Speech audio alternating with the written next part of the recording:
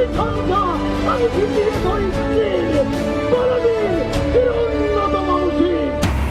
হিমঘরে কফিনবন্দি আপোষহীন বিপ্লবী ওসমান হাদি বাদ জোহর সংসদ ভবনের দক্ষিণ প্লাজায় জানাজা, চিরনিদ্রায় শায়িত হবেন জাতীয় কবির কবরের পাশে রাষ্ট্রীয় শোকাজ। সহিংসতা, ভাঙচুর ও আগুনে উদ্বেগ বিএনপির, পরিকল্পিত নৈরাজ্য নির্বাচন বানচালের ষড়যন্ত্র, ফ্যাসিবাদের নতুন সংস্করণ প্রতিষ্ঠা করতে চায় পুরনো চিহ্নিত মহল। বেগম জিয়ার পাশে 2 সপ্তাহ থেকে লন্ডনে ফিরে যাচ্ছেন ডাক্তার জুবাইদা। স্বামী তারেক রহমানের সঙ্গে 25 ডিসেম্বর ফিরবেন দেশে। ট্রাভেল পাস পেলেন বিএনপির ভারপ্রাপ্ত চেয়ারম্যান। কার্গো ভিলেজে আগুনে 1.5 মাসেও স্বাভাবিক হয়নি পণ্য সরবরাহ, প্রয়োজন মতো মিলছে না প্রবেশ পাস। অভিযোগ সিএনএফ এজেন্টদের মাল পেতে বেশি সময় লাগায় আর্থিক ক্ষতি। এবং পশ্চিমারা রাশিয়ার স্বার্থকে সম্মান করলেই বন্ধ হবে ইউক্রেন যুদ্ধ, জানালেন পুতিন। রুশ সম্পদ জব্দ নিয়ে ইইউকে হুঁশিয়ারি, সংঘাত বন্ধের কাছাকাছি দাবি ট্রাম্পের।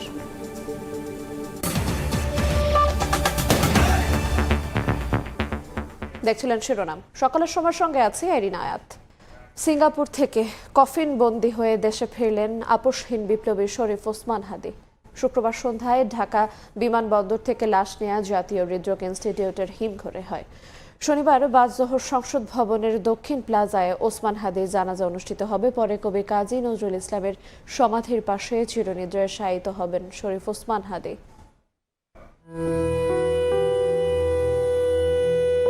শুক্রবার দুপুর 2:51 সিঙ্গাপুর থেকে ইনকিলাব মঞ্চের মুখপাত্র শরীফ ওসমান হাদির মরদেহ নিয়ে বিমান বাংলাদেশ এয়ারলাইন্সের একটি ফ্লাইট দেশের উদ্দেশ্যে রওনা করে।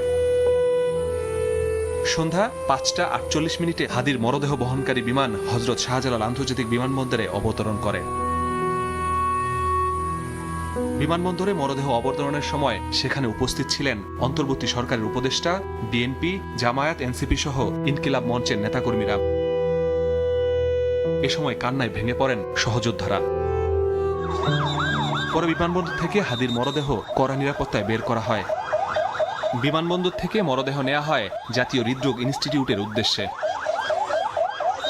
সন্ধ্যা 6:15টায় মরদেহ বহনকারী গাড়ি হৃদরোগ ইনস্টিটিউটে পৌঁছায়। পরে মরদেহ রাখা হয় হিমঘরে। পুরো হাসপাতাল ঘিরে জোরদার করা হয়েছে নিরাপত্তা। সংসদ ভবনের পাশে মানিক মে এভিনিউতে। পরে সংবাদ সম্মেলনে হাদির চিকিৎসক আব্দুল আহাদ জানান, শনিবার দুপুর 2টায় সংসদ ভবনের দক্ষিণ প্লাজায় হবে জানাজা। এরপর হাদির মরদেহ ঢাকা বিশ্ববিদ্যালয়ের কেন্দ্রীয় মসজিদে নেওয়া হবে। পরিবারের সিদ্ধান্তে হাদিকে জাতীয় কবি কাজী নজরুল ইসলামের পাশে সমাহিত করা হবে।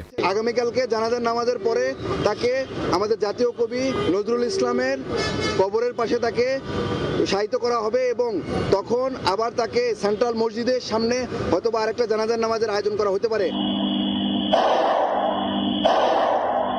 গত 12 ডিসেম্বর পল্টনের বক্স কালভার্ট রোডে হাদিকে গুলি করে শুটার ফয়সাল। এরপর ঢাকা মেডিকেল হয়ে এভারকেয়ার হাসপাতালে নেওয়া হয় হাদিকে। উন্নত চিকিৎসার জন্য পাঠানো হয় সিঙ্গাপুরেও। সেখানে বৃহস্পতিবার সন্ধ্যায় মারা যান ওসমান হাদি। মাসুদুর রহমান, সময় সংবাদ, ঢাকা। এদিকে ওসমান হাদি নিহতের ঘটনায় শোকের ছায়া নেমে এসেছে তার গ্রামের বাড়ি ঝালকাঠির নলসিটিতে। আর এ বিষয়ে বিস্তারিত জানাতে সেখানে উপস্থিত আছেন সহকর্মী অপূর্ব। অপু, সরাসরি চলে যাব তার কাছে। অপু, এর মধ্যে জেনেছেন নিহত ওসমান হাদির মরদেহ এরই মধ্যে দেশে ফিরে এসে নিয়ে আসা হয়েছে। আর আমি এই মুহূর্তে আছি তার গ্রামের বাড়ি ঝালকাঠি উপজেলার নলছিটিতে রয়েছে। নলছিটি পৌর এলাকায় তার গ্রামের বাড়ি। সাত সকালে এখানে আমরা যখন আসছি তখন দেখছি আসলে মানুষের ভিতরে সেই শোকের ছায়া রয়েছে। গত দুদিন পর্যন্তই শোকের মাতম চলছে তার এই গ্রামের বাড়ি ঝালকাঠিতে, এবং সেই সাথে তার শ্বশুর বাড়ি বরিশালের বাবুগঞ্জ উপজেলায়। যে ছবিটি দেখতে পাচ্ছেন এটি হচ্ছে তার গ্রামের বাড়ি ঝালকাঠির নলছিটি উপজেলা পৌর এলাকায় একটি টিন শেড ঘর। এই ঘরেই তার জন্ম, বেড়ে ওঠা, পড়াশোনা, পরবর্তী রাজনৈতিক জীবন তিনি ঢাকায় পরিচালনা করেন। স্থানীয়দের একটি দাবি ছিল, এই এলাকাবাসীর দাবি ছিল যে তাদের প্রিয় হাদিকে একবারের জন্য হলেও যেন তার এই গ্রামের বাড়িতে নিয়ে আসা হয়। জানাজা একবার যেন জানাজা দেবার জন্য হলেও এখানে নিয়ে আসা হয়। কিন্তু যেটি জানা গেছে বা উপজেলা প্রশাসন স্থানীয়ভাবে জানিয়েছে যে এখানে তার মরদেহ নিয়ে আসার এখন পর্যন্ত কোনো তথ্য নেই। আজকে বাদ জোহর মানিক মে এভিনিউতে জাতীয় সংসদের সামনে তার জানাজা শেষে পরবর্তীতে আমাদের জাতীয় কবি কাজী নজরুল ইসলামের কবরের পাশে কবরস্থ করা হবে এই বিপ্লবী ওসমান হাদিকে। এখন সাত সকাল এলাকাবাসী অনেকেই গতকালকে থেকে আমরা দেখেছি যে গত দুদিন পর্যন্ত কিন্তু মানুষের ঢল নেমেছিল এই বাড়িতে, বিভিন্ন শ্রেণী পেশার মানুষ এসেছিল, তা এক নজর দেখবার জন্য বাড়ির সামনে অবস্থান নিয়েছিল। কেউ অঝরে কেঁদেছে, কেউ গুমড়ে কেঁদেছে। মূলত এই বাড়িতে এই মুহূর্তে কেউ নেই, তার বোন এবং ভগ্নিপতি ছিল, তারা গতকালকে ঢাকার উদ্দেশ্যে চলে গিয়েছে, গতকালকে তারা ঢাকায় চলে গেছে। এই বাড়ি শূন্য, হাদি শূন্য, সেই সাথে সাথে তার কোনো স্বজনরাও এই মুহূর্তে নেই। শুধুমাত্র নিরাপত্তার জন্য পুলিশ রয়েছে, পুলিশের সদস্যরা এখানে অবস্থান করছে এবং গণমাধ্যম কর্মীরা রয়েছে, আশপাশের মানুষ রয়েছে।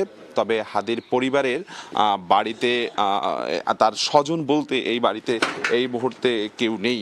এই টিন শেড ঘরেই তিনি পড়াশোনা করেছেন, তিনি বেড়ে উঠেছেন। পরবর্তীতে SN দাখিল মাদ্রাসায় কামিল পড়াশোনা করেছেন, দাখিল এবং কামিল পড়াশোনা করে পরবর্তীতে ঢাকা বিশ্ববিদ্যালয়ে তিনি তার একাডেমি পাঠ চোকান সেখানে বসে। তো হাদির গ্রামের বাড়ি থেকে আমার কাছে এই সাত সকালে আপাতত সবশেষ এতটুকুই খবর ছিল। আমরা সরাসরি যুক্ত ছিলাম হাদির গ্রামের বাড়ি নলসিটি ঝালকাঠি থেকে। আর এই মুহূর্তে ওসমান হাদির মৃত্যুতে দেশজুড়ে যে শোক পালিত হচ্ছে, একদিনের রাষ্ট্রীয় শোক, সেই বিষয়ে বিস্তারিত জানাতে পররাষ্ট্র মন্ত্রণালয়ের সামনে থেকে যুক্ত হচ্ছেন সহকর্মী মাইমুনা হায়দার চৌধুরী। সরাসরি চলে যাব তার কাছে। মাইমুনা, ইনকিলাব মঞ্চের মুখপাত্র এবং জুলাই যোদ্ধা শরীফ ওসমান বিন হাদির মৃত্যুতে দেশজুড়ে পালিত হচ্ছে একদিনের রাষ্ট্রীয় শোক। এরই অংশ হিসেবে আমরা সকাল থেকে বিভিন্ন সরকারি বেসরকারি স্বায়ত্তশাসিত প্রতিষ্ঠানগুলোতে ঘুরে দেখতে পেয়েছি যে জাতীয় পতাকা অর্ধনমিত রাখা হয়েছে এবং গত বৃহস্পতিবার সিঙ্গাপুরে ওসমান হাদির মৃত্যুর ঘটনার পরপরই আসলে অন্তর্বর্তী সরকারের প্রধান উপদেষ্টা ডক্টর মোহাম্মদ ইউনূস একদিনের রাষ্ট্রীয় শোক ঘোষণা করেন। এর আগে গতকাল দেশ জুড়ে তার মৃত্যুর ঘটনার পর আসলে তার বিভিন্ন জায়গায় দোয়া এবং মোনাজাত করা হয়।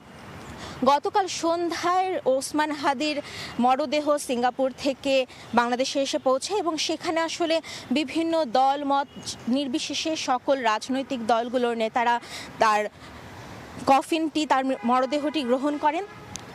আজও আমরা আসলে যেটি দেখেছি যে তার মৃত্যুর পর থেকেই ফেসবুক সহ সামাজিক যোগাযোগ মাধ্যম জুড়ে সকল শ্রেণী পেশার মানুষ এই আপোষহীন নেতার মৃত্যুতে গভীর শোক জানান এবং আজ যেহেতু শনিবার, আজ আসলে রাষ্ট্রীয় শোক পালন করা হচ্ছে, যারই অংশ হিসেবে বিদেশে বাংলাদেশের মিশনগুলোতেও জাতীয় পতাকা অর্ধনমিত রাখা হবে এবং আমরা হাইকোর্ট এবং এই মুহূর্তে আছে হচ্ছে পররাষ্ট্র মন্ত্রণালয়, এখানেও সকল জায়গায় আসলে জাতীয় পতাকা অর্ধনমিত রেখে রাষ্ট্রীয় শোক পালিত হচ্ছে। আজ ওসমান হাদির মরদেহটি গতকাল সিঙ্গাপুর থেকে আনার পর হিমঘরে রাখা হয়েছে এবং আজ দুপুরে তার জানাজা হওয়ার কথা রয়েছে জাতীয় সংসদের দক্ষিণ প্লাজায়। এরপর আসলে ঢাকা বিশ্ববিদ্যালয়ের কেন্দ্রীয় মসজিদে জাতীয় কবি কাজী নজরুল ইসলামের মরদেহের কবরের পাশে তার কবরটি দেওয়া হবে বলেও জানা গেছে। আসলে বিভিন্ন রাজনৈতিক দল, বিএনপি, জামাত, এনসিপি সহ যত রাজনৈতিক দলগুলো রয়েছে সকলেই এই ইনকিলাব মঞ্চের মুখপাত্র ওসমান হাদির মৃত্যুতে শোক জানিয়েছেন এবং সকল দলমত নির্বিশেষে সকলেই এই আপোষহীন নেতার মৃত্যুতে রাষ্ট্রীয়ভাবে শোক পালন করছে। শুধুমাত্র রাজনৈতিক নেতারাই নয়, সাধারণ মানুষও শোক পালন করছে। ওসমান হাদির মৃত্যুতে সারা দেশে পালিত হচ্ছে একদিনের রাষ্ট্রীয় শোক। এ বিষয়ে বিস্তারিত জানাচ্ছিলেন পররাষ্ট্র মন্ত্রণালয় থেকে সহকর্মী মাইমুনা হায়দার চৌধুরী। সারা দেশে সহিংসতা, ভাঙচুর ও অগ্নিসংযোগের ঘটনায় গভীর উদ্বেগ প্রকাশ করেছে বিএনপি। শুক্রবার রাতে বিএনপির গুলশান কার্যালয়ে স্থায়ী কমিটির বৈঠক শেষে এই উদ্বেগ প্রকাশ করেন দলটির মহাসচিব মির্জা ফখরুল ইসলাম আলমগীর। আরও বলেন, পরিকল্পিতভাবে দেশকে নৈরাজ্যের দিকে ঠেলে দিয়ে নির্বাচন অনিশ্চিত করতে চায় পুরনো চিহ্নিত মহল। একই সঙ্গে দেশে ফ্যাসিবাদের নতুন সংস্করণ প্রতিষ্ঠা করতে চায় তারা। এ সময় শহীদ ওসমান হাদি হত্যার বিচার দাবি করেন বিএনপি মহাসচিব। শুক্রবার রাতে রাজধানীর গুলশানে বিএনপি চেয়ারপারসনের কার্যালয়ে জরুরি বৈঠকে বসেন দলের স্থায়ী কমিটির সদস্যরা। সমসাময়িক নানা ইস্যুতে আলোচনা করেন তারা। বৈঠক শেষে ব্রিফিংয়ে গণমাধ্যম সহ দেশের বিভিন্ন প্রতিষ্ঠানে হামলা, হিন্দু যুবককে হত্যা ও দেশব্যাপী হওয়া ধ্বংসাত্মক কর্মকাণ্ডের তীব্র নিন্দা জানায় বিএনপি। একই সঙ্গে শহীদ ওসমান হাদির হত্যার বিচার দাবি করেন মির্জা ফখরুল ইসলাম আলমগীর। শরীফ ওসমান হাদি সিঙ্গাপুরে চিকিৎসাধীন অবস্থায় শাহাদাত বরণ করেছেন। কাপুরুষোচিত এই হত্যাকাণ্ডের আমরা তীব্র ঘৃণা ও নিন্দা জানাচ্ছি। অবিলম্বে হত্যাকারীদের গ্রেফতার ও বিচারের জন্য আমরা আবারও দাবি জানাচ্ছি। এই অনাকাঙ্ক্ষিত মৃত্যুকে কেন্দ্র করে দৈনিক প্রথম আলো ও ইংরেজি দৈনিক স্টার সহ আরও কয়েকটি প্রতিষ্ঠানে অগ্নিসংযোগ করেছে। বিএনপি মহাসচিব বলেন, পরিকল্পিতভাবে দেশকে নৈরাজ্যের দিকে ঠেলে দিতে চায় একটি পুরনো চিহ্নিত মহল। নির্বাচন অনিশ্চিত করে দেশে ফ্যাসিবাদের নতুন সংস্করণ প্রতিষ্ঠা করতে চায় একই গোষ্ঠী। যে ঘটনা প্রমাণ করে পুরনো চিহ্নিত মহল দেশকে পরিকল্পিতভাবে নৈরাজ্যের পথে ধাবিত করতে চায়। অনেক রক্তের বিনিময়ে অর্জিত আমাদের ভোটাধিকার তথা গণতান্ত্রিক অধিকারকে তারা নস্যাৎ করে দিয়ে দেশে ফ্যাসিবাদের একটি নতুন সংস্করণ তৈরি করতে চাচ্ছে। এ সময় সরকারের ভূমিকা নিয়ে প্রশ্ন তুলে মির্জা ফখরুল বলেন, সরকারের নাকের ডগায় অনাকাঙ্ক্ষিত ঘটনা ঘটছে, কিন্তু জনগণ মনে করে তাদের ভূমিকা সন্তোষজনক নয়। সাইফুল রুদ্র, সময় সংবাদ, ঢাকা। শাশুড়ি বেগম খালেদা জিয়ার পাশে 2 সপ্তাহ থেকে আবারও লন্ডনে ফিরে যাচ্ছেন বিএনপির ভারপ্রাপ্ত চেয়ারম্যান তারেক রহমানের সহধর্মিণী ডাক্তার জুবাইদা রহমান।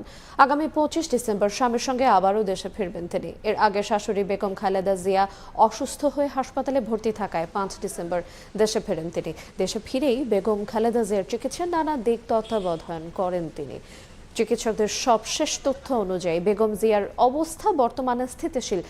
23 নভেম্বর রাতে শ্বাসকষ্ট দেখা দিলে খালেদা জিয়াকে এভারকেয়ার হাসপাতালে নেওয়া হয়। তার শারীরিক অবস্থার অবনতি হলে নিবিড় পরিচর্যা ইউনিট সিসিইউতে নেওয়া হয়। 2008 সালে দেশ ছাড়ার 17 বছর পর জুলাই গণ অভ্যুত্থানের পর প্রথমবারের মতো 6 মে দেশে আসেন ডাক্তার জুবাইদা রহমান।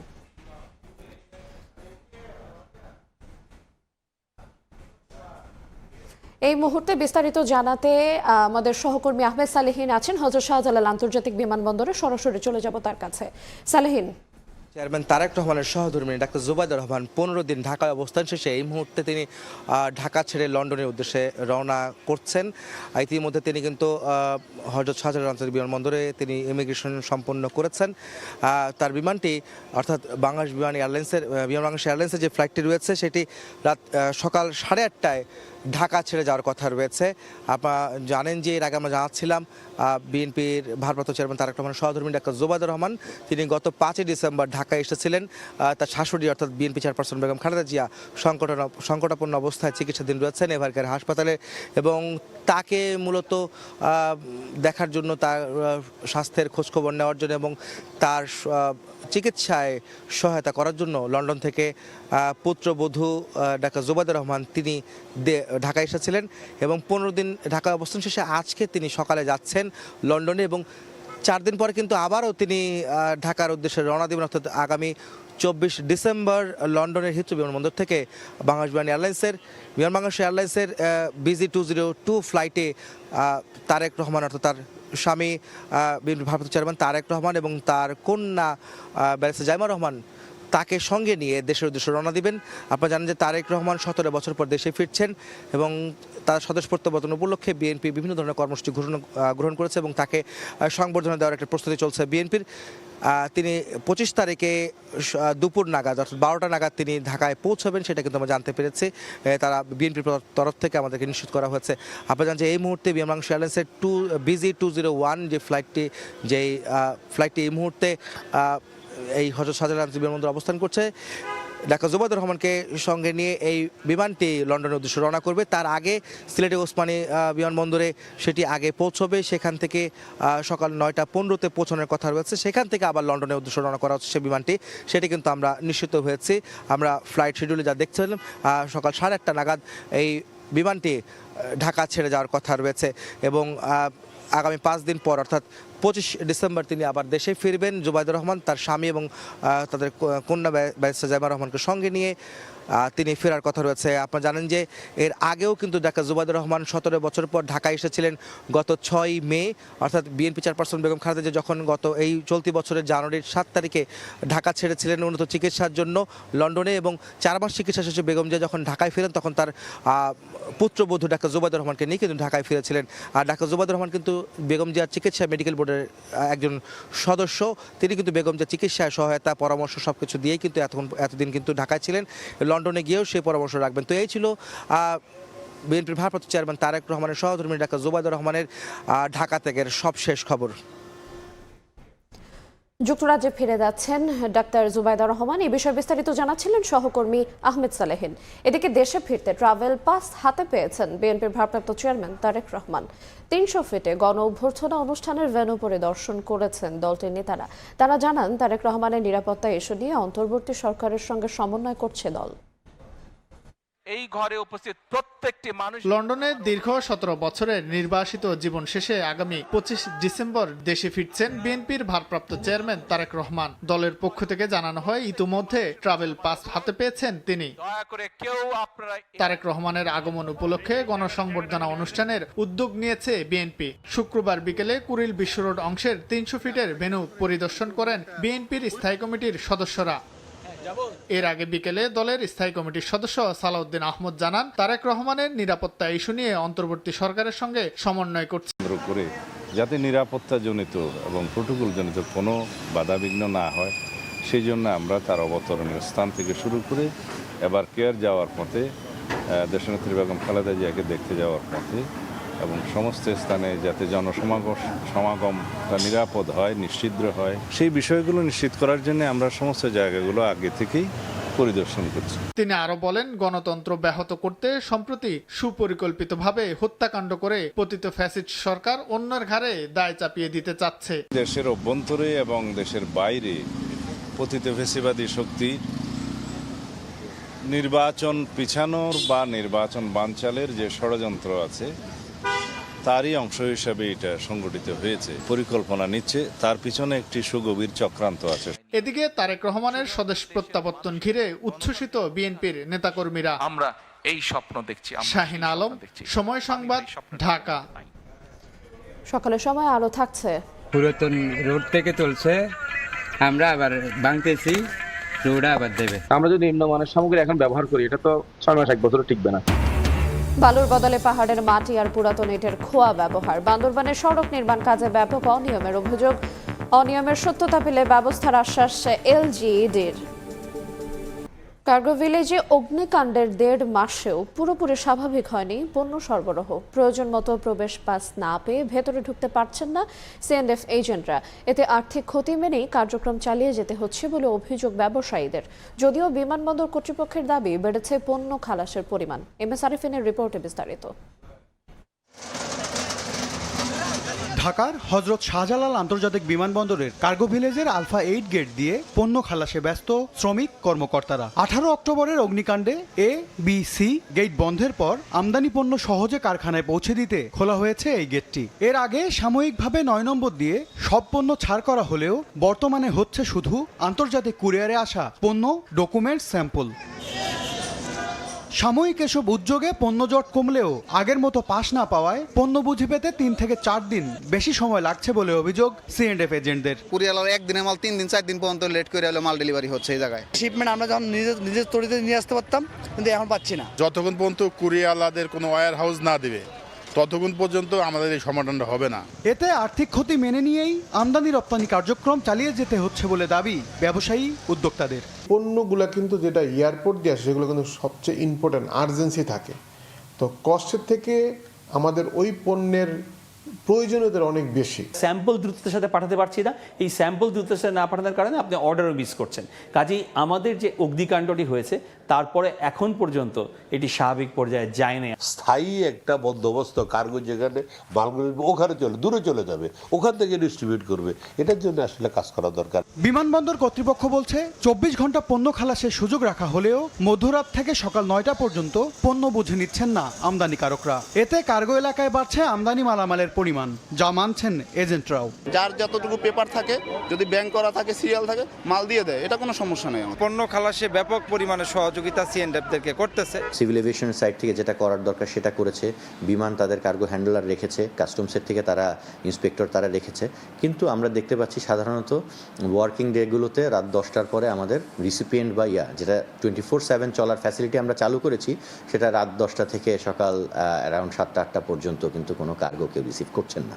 এনবিআর এর তথ্য 2024-25 অর্থ বছরে সমুদ্র, বিমান ও স্থলবন্দর দিয়ে দেশে $6,500 কোটি পণ্য আমদানি হয়েছে। এর মধ্যে হযরত শাহজালাল আন্তর্জাতিক বিমানবন্দর দিয়ে এসেছে $410 কোটি পণ্য। বিমানবন্দরের কার্গো ভিলেজে অগ্নিকাণ্ডের প্রায় 1.5 মাস অতিবাহিত হলেও এখনও স্বাভাবিক হয়নি পণ্য সরবরাহ কার্যক্রম। যদিও পণ্য সরবরাহে সর্বোচ্চ সহযোগিতা করছে বিমানবন্দর কর্তৃপক্ষ। আমদানি ও রপ্তানি খাত সংশ্লিষ্টরা বলছেন, এই সংকটকালীন মুহূর্তে থার্ড টার্মিনালের কার্গো ভিলেজটি হস্তান্তর করা গেলে দূর হবে শতভাগ জটিলতা। MS আরিফিন, সময় সংবাদ, হযরত শাহজালাল আন্তর্জাতিক বিমানবন্দর, ঢাকা। বান্দরবানের স্থানীয় সরকার প্রকৌশল বিভাগের সড়ক নির্মাণ কাজে ব্যাপক অনিয়মের অভিযোগ উঠেছে। নিম্নমানের সামগ্রী ব্যবহার করায় সড়কের স্থায়িত্ব ও গুণগত মান নিয়ে প্রশ্ন উঠেছে।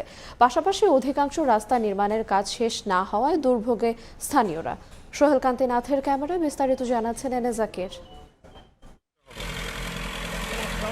এসকেভেটর দিয়ে পাহাড়ের মাটি কেটে চলছে সড়ক নির্মাণের কাজ। পাশেই মজুত রয়েছে নিম্নমানের পুরাতন ইটের স্তূপ। কাজের মান নিয়ে প্রশ্ন থাকলেও নেই জবাবদিহিতা। বান্দরবান সদরের টাইগারপাড়া এলাকায় স্থানীয় সরকার প্রকৌশল বিভাগের অর্থায়নে নির্মিত হচ্ছে সংযোগ সড়ক। তবে সড়ক নির্মাণে মানা হচ্ছে না কোনো রকম নিয়ম নীতি। অভিযোগ উঠেছে বালির বদলে পাহাড়ের মাটি আর পুরাতন ইটের খোয়া পাথর সহ নিম্নমানের নির্মাণ সামগ্রী ব্যবহার হচ্ছে। এ নিয়ে ক্ষোভের শেষ নেই স্থানীয়দের। আমরা যদি নিম্নমানের সামগ্রী এখন ব্যবহার করি, এটা তো 6 মাস 1 বছরও টিকবে না। আমরা সাধারণ মানুষই কষ্ট পাবো। ওগুলো এখন নাড়াচাড়া করতে সব গুঁড়ি হয়ে যাচ্ছে। পুরাতন রোড থেকে চলছে, আমরা আবার ভাঙতেছি, রোড আবার দেবে। আগে রাস্তাটা ভালো আছে, এখানে 2 নম্বর দিলে ভালো হবে না। নীলাচলের রাস্তাটা এটা করলে আমার মনে হয় বেশি ভালো হবে, কারণ নীলাচলে এই রোড দিয়ে প্রতিনিয়ত টুরিস্টরা যাতায়াত করতেছে। এ ব্যাপারে অনিয়মের সত্যতা পেলে ঠিকাদারের বিরুদ্ধে ব্যবস্থা নেওয়ার কথা জানায় এলজিডি কর্তৃপক্ষ। আবারও ভিজিট করে আসবো, যদি কোনো স্পেসিফিকেশন বহির্ভূত কোনো কিছু পাই সাথে সাথে এসে আমি অ্যাকশনে যাব। এলজিডির তথ্য মতে 2024 সালে 7,18 লাখ টাকা ব্যয়ে সড়কটি নির্মাণের কাজ পায় ঠিকাদারি প্রতিষ্ঠান মেসার্স ইমু কনস্ট্রাকশন। এনএ জাকির, সময় সংবাদ, বান্দরবান। কুমিল্লা সিটি কর্পোরেশনে অপরিকল্পিত নগরায়ন আর নকশা বহির্ভূত বহুতল ভবনের জন্য দেখা দিয়েছে নানা সমস্যা। সংকীর্ণ রাস্তা, যানজট আর ভূমিকম্পে ভবন ধসের শঙ্কায় নাজেহাল নগরবাসী। যদিও প্রশাসনের দাবি নকশা বহির্ভূত ভবনের বিরুদ্ধে কঠোর ব্যবস্থা নেওয়া হচ্ছে। বাহার রাহানের তথ্য ছবি নিয়ে রিপোর্ট। নগর জুড়ে গড়ে উঠেছে বিশাল বিশাল ভবন। আপাত দৃষ্টিতে উন্নয়নের ছোঁয়া মনে হলেও যত্রতত্র ভবন নির্মাণে বিপাকে এলাকাবাসী। 53.04 বর্গ কিলোমিটার আয়তনে কুমিল্লা সিটি কর্পোরেশনে 27টি ওয়ার্ড রয়েছে। তবে সিটি কর্পোরেশন গঠনের 14 বছর পরও নেই কোনো মাস্টার প্ল্যান, নেই নগর পরিকল্পনাবিদ। ফলে সার্ভেয়ারদের মাধ্যমে চলছে পুরো ভবন অনুমোদনের কাজ। ডেভেলপার ও মালিকেরা একের পর এক প্ল্যান জমা দিলেও প্রাথমিক অনুমোদনের সুযোগকে কাজে লাগিয়ে অনেকে নকশা বহির্ভূত বহুতল ভবন নির্মাণ করে ফেলেছে।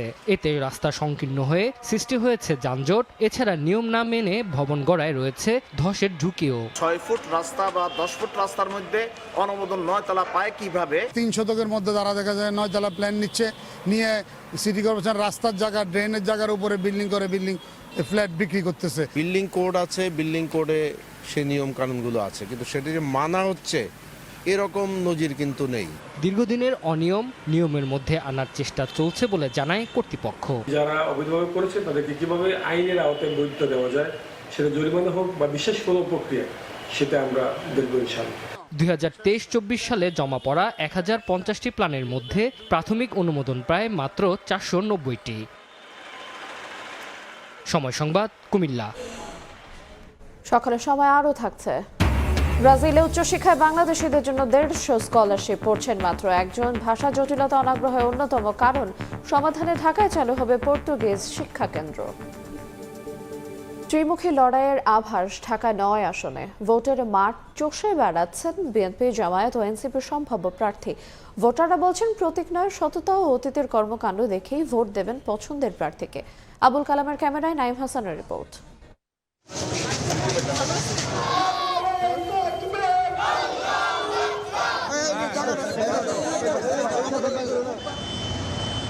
হাত বাড়ালেই মেলে মাদক, বর্ষাকালে ডুবে যায় সড়ক, শীতকালে থাকে তীব্র গ্যাস সংকট। এছাড়া ফুটপাত দখল যেন নিত্যদিনের ঘটনা।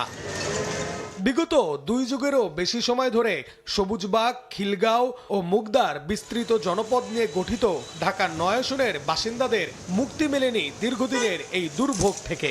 আমরা শুধু অশান্তির মধ্যে আছি, শুধু মাদকের যন্ত্রণা।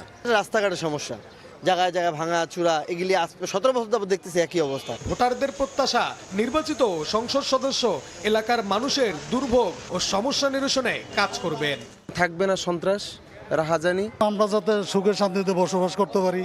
প্রথমবারের মতো এই আসন থেকে নির্বাচনে অংশ নিচ্ছেন বিএনপির কেন্দ্রীয় নির্বাহী কমিটির সদস্য হাবিবুর রশিদ। বললেন, কথায় নয় কাজেই প্রমাণ করতে চান তিনি। নাগরিক সুবিধা বলতে যা যা দরকার আগামী দিনে কাজের মাধ্যমে জনগণের মন জয় করে আমরা ঢাকা ৯কে ঢাকা সিটির মধ্যে একটি মডেল এলাকায়, নির্বাচনী এলাকা হিসেবে গড়ে তুলতে চাই।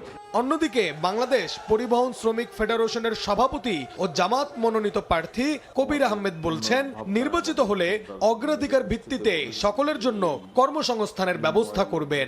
নিম্ন আয়ের লোকদেরকে আমরা কর্মসংস্থান দেওয়ার জন্য আমাদের পক্ষ থেকে যথেষ্ট চেষ্টা করছি এবং আমরা যদি নির্বাচিত হতে পারি তাদের জন্য আমরা এখানে কর্মসংস্থান সৃষ্টি করব। খিলগাঁওয়ের মেয়ে ডাক্তার তাসনিম যারা প্রথমবারের মতো সংসদ নির্বাচন করবেন ঢাকা ৯ আসন থেকে। জাতীয় পর্যায়ে নিজ এলাকাকে তুলে ধরে সমস্যা সমাধানের আশ্বাস তার।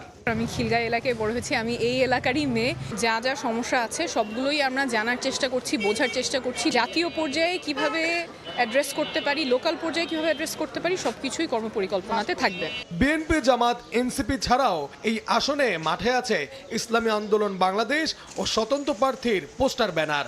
এই আসনের মোট ভোটার সংখ্যা 4,49,952। নির্বাচনী উত্তাপ ছড়িয়ে পড়েছে ঢাকা ৯ আসনের পাড়া মহল্লার প্রতিটি চায়ের দোকানে। এখানে কারো পছন্দের প্রার্থী বিএনপি, কারো জামাত, কারো এনসিপি। ভোটাররা মনে করছেন বড় 3টি রাজনৈতিক দলের 3 জন প্রার্থী এখানে নতুন হওয়ায় ভোটের হিসেব নিকেশ বদলে যেতে পারে শেষ মুহূর্তের প্রচারণা ও নির্বাচনী প্রতিশ্রুতিতে। ঢাকা ৯ আসন থেকে নাইম হাসান, সময় সংবাদ, ঢাকা। পঞ্চগড় 1 আসনে বইছে নির্বাচনী হাওয়া। ভোটে জয় পেতে মাঠ চষে বেড়াচ্ছেন সম্ভাব্য প্রার্থীরা। এই আসনে লড়বেন জুলাই গণ অভ্যুত্থানের মধ্য দিয়ে গড়ে ওঠা এনসিপি নেতা সার্জিস আলম। যদিও আসনটি বিএনপির শক্ত ঘাঁটে হিসেবে পরিচিত, তবে সমান তালে গণসংযোগ করছেন জামায়াতে ইসলামী, ইসলামী আন্দোলন ও গণ অধিকার পরিষদের সম্ভাব্য প্রার্থীরা।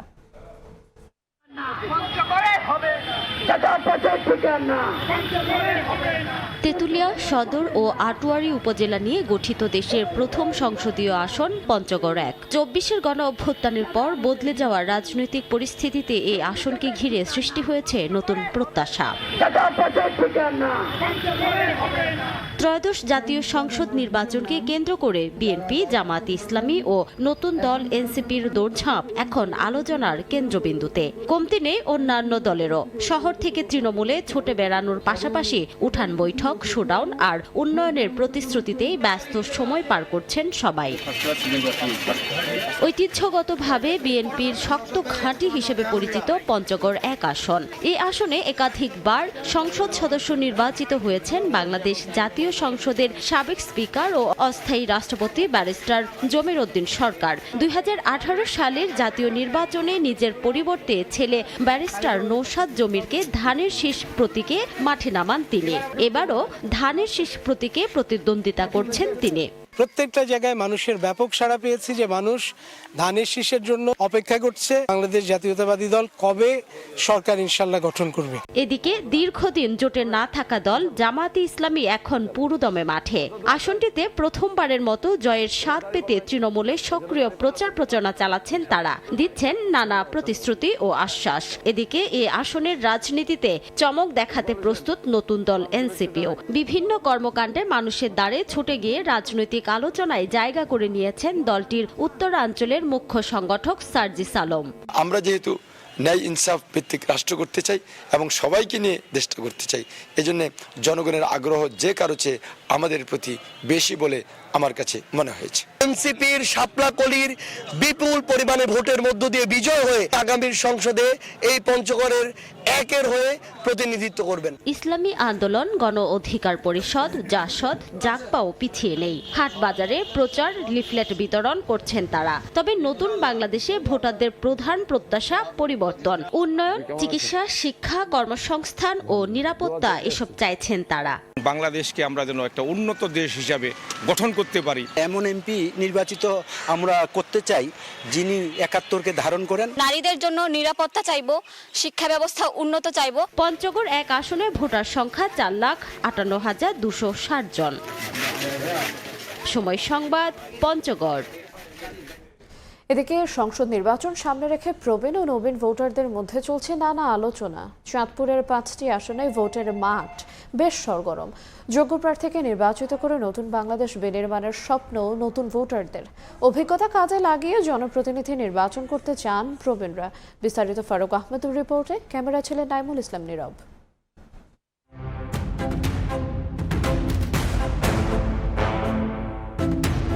ঘনিয়ে আসছে ত্রয়োদশ জাতীয় সংসদ নির্বাচন, আর সেই নির্বাচনকে কেন্দ্র করে কিন্তু এখন নানা বয়সী মানুষজনের মধ্যে বেশ একটা উৎসব ভাব। প্রবীণ থেকে শুরু করে নবীন ভোটার সবার মধ্যেই নতুন একটা প্রাপ্তি, অর্থাৎ আগামী জাতীয় সংসদ নির্বাচনে তারা ভোট দিতে চান। তার সঙ্গে আছে কিন্তু তাদের নানা রকম প্রত্যাশা। দেশের এই বর্তমান পরিস্থিতিতে নির্বাচনটা খুবই জরুরি। আমরা আমাদের কমিউনিটি, আমাদের গ্রাম বাংলার মানুষ বা আমাদের স্টুডেন্ট সমাজ সবাই আমরা নিজেদের যোগ্য প্রার্থী নির্বাচনের জন্য মুখিয়ে আছি। ফার্স্ট টাইম আমি ভোট দেবো আর কি, ভোট কেন্দ্রে গিয়ে। সো খুবই এক্সাইটেড এটা নিয়ে। তার সাথে সাথে আরও চাই এমন একজন নেতা আসুক যে জনগণের দুঃখ দুর্দশাগুলো বুঝবে।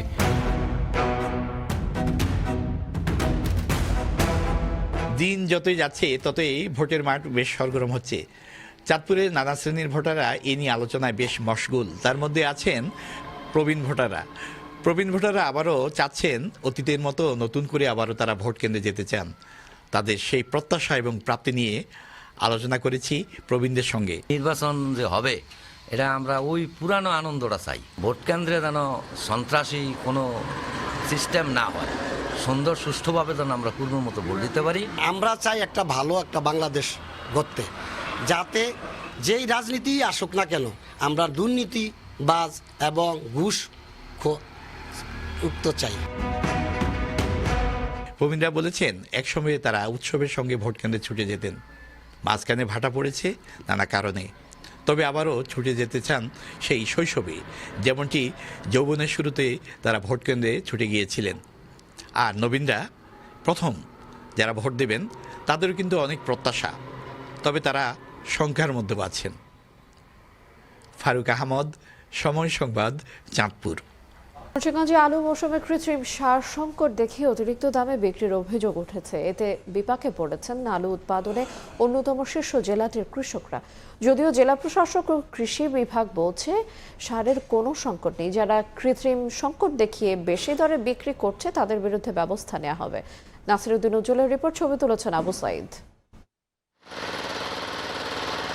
মুন্সিগঞ্জ সদর উপজেলার চরকাওয়ার গ্রামের কৃষক শাহ কামাল 22 একর জমিতে আলু চাষ করছেন। আলুর দরপতনে এরই মধ্যে 20 লাখ টাকার পুঁজি খুইয়েছেন। তারপরও ঘুরে দাঁড়াতে আবার নতুন মৌসুমে আলু চাষ করছেন, কিন্তু সার ও উন্নত বীজের চড়া দর যেন মরার উপর খাড়ার ঘা। টিএসপি লেখা আছে 1350 টাকা, বিক্রি করে 1800-1900 টাকা।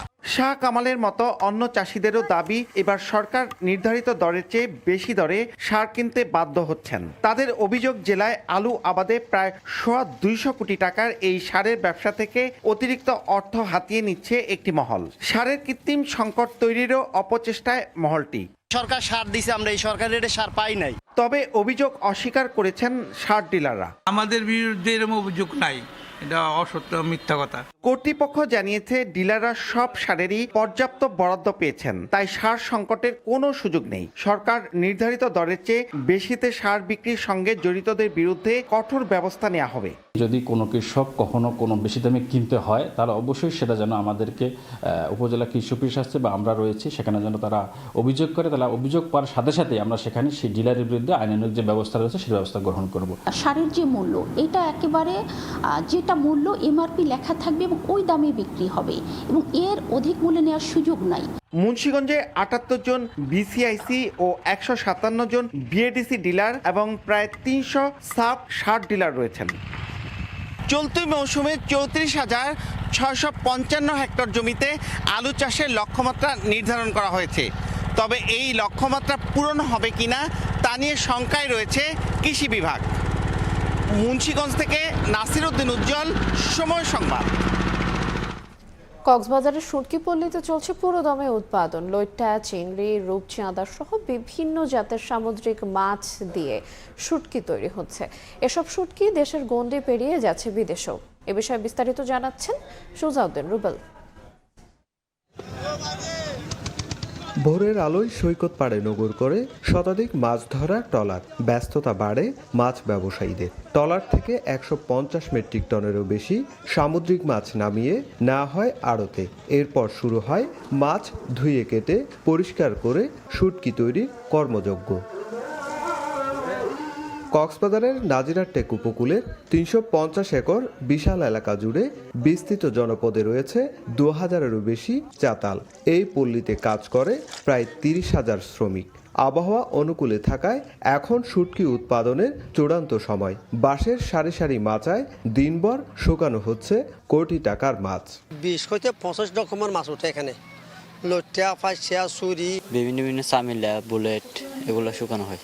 ফাঁসা মাছ, মধু ফাঁসা, জাতি ফাঁসা এগুলো। ব্যস্ত সময় বার করতেছি। আগে বা বর্ষার দিন ছিল, এখন সিজন যেটা শুরু হয়েছে অবর্তর পর হইতে দেয় প্রায় মিলে এর আমাদের 2 কোটি টাকার মতো ডেইলি বিক্রি হয়। পুরো দমে কাজ চলতেছে, এটা 12 মৌসুম বলতে চলে।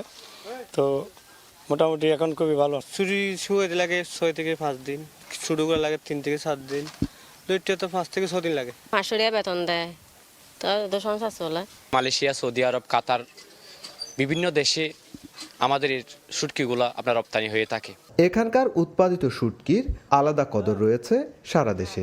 3 সেক্টরের ব্যবসা চলে, শুটকির গুঁড়া। আরেকটা হচ্ছে চিলং। 50,000 মানুষ এই শুটকির বিষয়ে ওতপ্রোতভাবে জড়িত। সরকারে যদি এই ব্যবসাটা যদি বাঁচায় রাখতে চাই, আরও যদি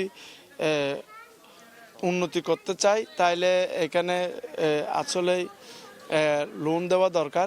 নভেম্বর থেকে শুরু হওয়া শুটকি মৌসুম চলে জুলাই পর্যন্ত। সুজাউদ্দিন রুবেল, সময় সংবাদ, কক্সবাজার। দেখছেন সকালের সময়। এবারে দেশের বাইরের খবর। ব্রাজিলে উচ্চশিক্ষায় বাংলাদেশের শিক্ষার্থীদের জন্য 150টি স্কলারশিপের সুযোগ দিয়েছে দেশটির সরকার, কিন্তু পড়ছেন মাত্র একজন। ভাষাগত জটিলতা আর ভৌগোলিক দূরত্বই অনাগ্রহের মূল কারণ। এই বাধা দূর করতে ঢাকার শিগগিরই খুলছে পর্তুগিজ ভাষা কেন্দ্র। পাশাপাশি দেশটির শিক্ষা ব্যবস্থার অভিজ্ঞতা বিনিময়ে উদ্যোগ নেওয়ার কথা জানান ব্রাজিল নিযুক্ত বাংলাদেশি রাষ্ট্রদূত। ব্রাজিল থেকে ফিরে বিস্তারিত জানাচ্ছেন প্রসূন আশিস। ব্রাজিল মানেই ফুটবল। পেলে, রোনালদো কিংবা হালের নেইমারের জন্মভূমি। ফুটবল ছাড়াও দেশটির শিক্ষা, স্বাস্থ্যসহ বিভিন্ন খাত সমৃদ্ধ, কিন্তু সেসবের সুযোগ খুব একটা নিতে পারেনি বাংলাদেশ। ব্রাজিলের শিক্ষা ব্যবস্থা বিশ্বজুড়ে সমাদৃত, কিন্তু দেশটির শিক্ষা প্রতিষ্ঠানে পড়তে যেতে আগ্রহী নয় বাংলাদেশি শিক্ষার্থীরা। এর পেছনে বড় কারণ ভাষাগত জটিলতা ও ভৌগোলিক দূরত্ব। ব্রাজিলের বিভিন্ন বিশ্ববিদ্যালয়ে বাংলাদেশিদের জন্য 150 স্কলারশিপের ব্যবস্থা থাকলেও পড়ছেন মাত্র একজন। ইউনিভার্সিটি অব ব্রাসিলিয়ার শিক্ষার্থী মাসুক মনে করেন, পর্তুগিজ ভাষা শেখার সুযোগ পেলে ব্রাজিলে উচ্চশিক্ষায় আগ্রহী হবেন বাংলাদেশি শিক্ষার্থীরাও। আমি কম্পিউটার সায়েন্সে মাস্টার্স করতেছি। এখানে পড়াশোনার মানটা অনেক উন্নত। কোনো টিউশন ফি নেই, এক্সট্রা আপনি ইন্টারন্যাশনাল হিসাবে কিছু স্টাইপেন্ড পাচ্ছেন, যেটা আপনার থাকা খাওয়ার জন্য এনাফ। এরা বিভিন্ন ইউরোপিয়ান ইউনিভার্সিটি, ইউএসএ এবং কানাডা ইউনিভার্সিটি অ্যাফিলিয়েটেড। তো আপনি এখান থেকে যখন পোস্ট গ্রাজুয়েশন করতে যাবেন, তো এরা অনেক হেল্পফুল করবে। ভাষা জটিলতা কাটিয়ে ব্রাজিলের বিভিন্ন বিশ্ববিদ্যালয়ে পড়ার সুযোগ সৃষ্টিতে ঢাকায় ভাষা শিক্ষা কেন্দ্র খোলা সহ নানা উদ্যোগ নেয়ার কথা জানান ব্রাজিলে নিযুক্ত বাংলাদেশি রাষ্ট্রদূত। ব্রাজিল গভর্নমেন্ট কিন্তু আমাদেরকে অনেকগুলো স্কলারশিপস অফার করে, কিন্তু ইউরোপে আমেরিকার ইউনিভার্সিটিগুলোর মতো এগুলো খুব একটা প্রচার নেই। কিন্তু আমাদের স্টুডেন্টসরা এখানে আসতে পারে। Language is a barrier. তো Brazil will open a language centre in Dhaka. এটা অনেকটা ব্রিটিশ কাউন্সিল বা অলিয়াস ফ্রান্সিসের মতো হবে। ব্রাজিলের শিক্ষা ব্যবস্থা সম্পর্কে জানাতে বাংলাদেশে বিভিন্ন অনুষ্ঠান আয়োজনের পরিকল্পনা রয়েছে। এ লক্ষ্যে দেশটির কয়েকটি বিশ্ববিদ্যালয়ের সঙ্গে চুক্তি হয়েছে। সেন্ট্রাল ইউনিভার্সিটি অফ পারা এদের সাথে exchange of faculties, students and research workers with Bangladesh university. We have to finalise which university or universities will be counterpart of this university. এই ইউনিভার্সিটির অ্যাম্বিয়েন্সগুলো যদি বাংলাদেশে আমরা নিয়ে যেতে পারি, hopefully it will increase the education and culture of the university. সম্পর্কের ক্ষেত্রে রাজনীতির প্রভাব না থাকায় ব্রাজিলের নানা সম্ভাবনা কাজে লাগানো সম্ভব বলে মনে করেন রাষ্ট্রদূত। ইউনিভার্সিটি অফ ব্রাজিলিয়া এই পাবলিক বিশ্ববিদ্যালয়টির মতো অনেক বিশ্ববিদ্যালয় রয়েছে ব্রাজিলে, যেখানে সারা বিশ্বের শিক্ষার্থীরা পড়তে আসেন। এখানে যে আসন সংখ্যা রয়েছে, সেখানে যে কোটা রয়েছে, এখানে বাংলাদেশের শিক্ষার্থীরাও সুযোগ নিতে পারেন। সেক্ষেত্রে তাদের ভাষাগত জটিলতা দূর করতে হবে। ইউনিভার্সিটি অফ ব্রাজিলিয়া থেকে প্রসূন আশিস, সময় সংবাদ, ব্রাজিল। পশ্চিমারা রাশিয়ার স্বার্থকে সম্মান করলেই কেবল ইউক্রেন যুদ্ধ বন্ধ হবে বলে জানিয়েছেন প্রেসিডেন্ট ভ্লাদিমির পুতিন। তবে কিয়েভের পশ্চিমা মিত্ররা শান্তি প্রক্রিয়ায় বাধা দিচ্ছে বলেও অভিযোগ করেন তিনি। ইউরোপীয় ইউনিয়নকে সতর্ক করে রুশ প্রেসিডেন্ট বলেন জব্দ করা সম্পদ ফেরত দিতেই হবে। এদিকে মার্কিন প্রেসিডেন্ট ডোনাল্ড ট্রাম্প জানান যুদ্ধ শেষের আলোচনা সমাধানের খুব কাছাকাছি পৌঁছেছে। শুক্রবার টিভি প্রোগ্রামে হাজির হন রাশিয়ার প্রেসিডেন্ট ভ্লাদিমির পুতিন। এতে উঠে আসে ইউক্রেন যুদ্ধ, পশ্চিমা নিষেধাজ্ঞায় ইউরোপীয় ইউনিয়নের ভূমিকা। পুতিন বলেন পশ্চিমারা যদি রাশিয়ার স্বার্থকে সম্মান করে তবেই বন্ধ হবে ইউক্রেনের যুদ্ধ। তবে কিয়েভের পশ্চিমা মিত্ররা শান্তি প্রক্রিয়ায় বাধা দিচ্ছে বলে অভিযোগ করেন তিনি। যদিও মার্কিন প্রেসিডেন্ট ডোনাল্ড ট্রাম্পের প্রস্তাবকে গুরুত্বপূর্ণ চেষ্টা হিসেবে আখ্যা দেন পুতিন। পুতিন আরও জানান ইউক্রেনের নির্বাচন হলে সেদিন শর্ত সাপেক্ষে হামলা বন্ধ থাকবে। শর্ত হিসেবে রাশিয়ায় বসবাসরত ইউক্রেনীয়দের ভোটাধিকার নিশ্চিত করার দাবি তোলেন তিনি। আরও বলেন নির্বাচন ছাড়া ইউক্রেন সরকারকে বৈধতা দেওয়া সম্ভব নয়। এ সময় নির্বাচনকে সময় ক্ষেপণের কৌশল হিসেবে ব্যবহার না করার হুঁশিয়ারিও দেন পুতিন। ইউরোপীয় ইউনিয়নকে সতর্ক করে পুতিন বলেন জব্দ করা রাশিয়ার সম্পদ ফেরত দিতেই হবে। এসব সম্পদ ব্যবহারের চেষ্টা আন্তর্জাতিক আর্থিক ব্যবস্থার জন্য ক্ষতিকর। রুশ সম্পদ ব্যবহার নিয়ে ইইউর ভেতরেও বিভক্তি স্পষ্ট। এমন অবস্থায় ইউক্রেনের জন্য নতুন সামরিক অর্থায়ন নাকচ করেছে স্লোভাক প্রধানমন্ত্রী রবার্ট ফিকো। ইউক্রেনের প্রেসিডেন্ট ভলোদিমির জেলেনস্কি জানান স্থানীয় সময় শুক্র ও শনিবার ওয়াশিংটনের সঙ্গে কিয়েভের শান্তি আলোচনা হবে। একই সঙ্গে মার্কিন প্রেসিডেন্ট ডোনাল্ড ট্রাম্প জানান যুদ্ধ শেষের আলোচনা সমাধানের খুব কাছাকাছি পৌঁছেছে। শান্তি আলোচনার মধ্যেই চলছে দুই দেশের পাল্টাপাল্টি হামলা। রাশিয়ার রোভস্ত অঞ্চলে ইউক্রেনের রাতভর ড্রোন হামলায় কার্গো জাহাজের নাবিক সহ নিহত হয়েছেন বেশ কয়েকজন। পাল্টা ড্রোন হামলায় ইউক্রেনের ওডেসা অঞ্চলে গাড়িতে থাকা এক নারী নিহত হন, আহত হয় শিশুরাও। হামলায় বিদ্যুৎ অবকাঠামো ক্ষতিগ্রস্ত হওয়ায় বিদ্যুৎ বিচ্ছিন্ন 5টি অঞ্চলের প্রায় 1,80,000 গ্রাহক। ইয়াসিন মোহাম্মদ জিসান, সময় সংবাদ। সময় এবারে খেলার খবর। 2026 বিশ্বকাপের আগে দুটি প্রীতি ম্যাচ খেলবে ব্রাজিল। মার্চের ফিফা উইন্ডো সেই দুই ম্যাচের সূচি প্রকাশ করেছে সিবিএফ। আগামী 26 মার্চ ফ্রান্সের মুখোমুখি হবে 5 বারের বিশ্ব চ্যাম্পিয়ন ব্রাজিল, আর 5 দিন পর ক্রোয়েশিয়ার মুখোমুখি হবে তারা। আর 2026 সালের মে মাসে বিশ্বকাপের চূড়ান্ত একাদশ ঘোষণা করবেন ব্রাজিল কোচ কার্লো আনচেলত্তি। 2022 বিশ্বকাপের আক্ষেপ 2026 বিশ্বকাপে মেটাতে চায় 5 বারের বিশ্ব চ্যাম্পিয়ন ব্রাজিল। মিশন হেক্সা জয়ের জন্য এরই মাঝে সেলেসাওরা পুরো দলের দায়িত্ব দিয়েছেন ইতালিয়ান মাস্টারমাইন্ড কার্লো আনচেলত্তিকে। অভিজ্ঞ এই কোচ পুরো ব্রাজিল দলকে গাঁথবেন এক সুতোয়। তবে এখন পর্যন্ত সেলেসাওদের সঙ্গে আনচেলত্তির সফরটা ছিল মিশ্র অভিজ্ঞতায়। 2026 বিশ্বকাপে ব্রাজিলের দল নির্বাচনে কঠিন পরীক্ষায় দিতে হবে তাকে। তবে কোচের কাজটা সহজ করতে বিশ্বকাপের আগে দুটি প্রীতি ম্যাচ আয়োজন করছে সিবিএফ, যেখানে তারা খেলবে 2 বারের বিশ্ব চ্যাম্পিয়ন ফ্রান্স ও 2018 সালের বিশ্বকাপের ফাইনালিস্ট ক্রোয়েশিয়ার বিপক্ষে। শক্তিশালী দুই দলের বিপক্ষে স্কোয়াড পরখ করে নেওয়ার সুযোগ পাবেন আনচেলত্তি। 2026 বিশ্বকাপের গ্রুপ পর্বে ব্রাজিলের সব ম্যাচের শিডিউল এরই মধ্যে প্রকাশ করেছে ফিফা। বিশ্বকাপের আগে পাওয়া মার্চের ফিফা উইন্ডোতে ফ্রান্স ও ক্রোয়েশিয়ার বিপক্ষে প্রীতি ম্যাচের সূচিও প্রকাশ করেছে সিবিএফ। 26 মার্চ যুক্তরাষ্ট্রের বোস্টনে ফ্রান্সের মুখোমুখি হবে ব্রাজিল। এর 5 দিন পর অরল্যান্ডোতে ক্রোয়েশিয়ার বিপক্ষে ম্যাচ খেলবে 5 বারের বিশ্ব চ্যাম্পিয়নরা। আসন্ন এই 2 ম্যাচের জন্য অরল্যান্ডোতে অবস্থিত ESPN কমপ্লেক্সে অনুশীলন করবে ভিনি, রদ্রিগো, পাকেতেরা। ফ্রান্সের বিপক্ষে ম্যাচের জন্য বোস্টন গিয়ে আবারও ফিরে আসবে তারা। এই 2 ম্যাচের পর মে মাসে বিশ্বকাপের স্কোয়াড ঘোষণা করবেন ব্রাজিলের কোচ কার্লো অ্যানচেলোত্তি। জুনে যুক্তরাষ্ট্রে একত্রিত হবে দলটির ফুটবলাররা। বিশ্বকাপের গ্রুপ পর্বের প্রতিটি ম্যাচে যুক্তরাষ্ট্রে খেলবে অ্যানচেলোত্তি বাহিনী, যার জন্য নিউ ইয়র্কে অনুশীলনের ঘাঁটি করার পরিকল্পনা করছে সেলেসাওরা। যদিও এখনও ফিফা থেকে অনুমতি পায়নি তারা। 3 দেশ নিয়ে আগামী 11 জুন পর্দা উঠতে যাচ্ছে বিশ্বকাপের। 13 জুন নিউ ইয়র্কের মেটলাইফ স্টেডিয়ামে ব্রাজিল মুখোমুখি হবে মরক্কোর। ফাহিম ইসলাম, সময় সংবাদ। এ পর্যায়ে সকালের সময় শীর্ষ সংবাদগুলো জানিয়ে দেবো আর একবার।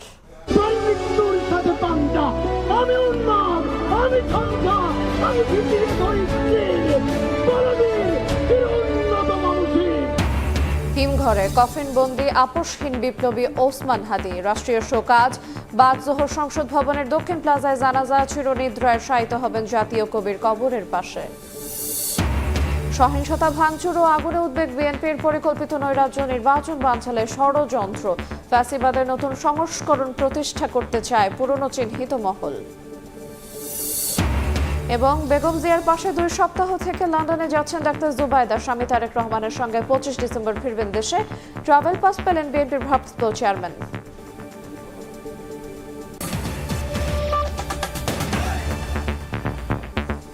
এই ছিল সকালের সময়। আন্তর্জাতিক সময়ের সঙ্গে থাকবেন সহকর্মী রোজা চৌধুরী। ধন্যবাদ আইরিন। আন্তর্জাতিক সময় নিয়ে আসছি কিছুক্ষণ পর, সঙ্গে থাকুন সময়ের।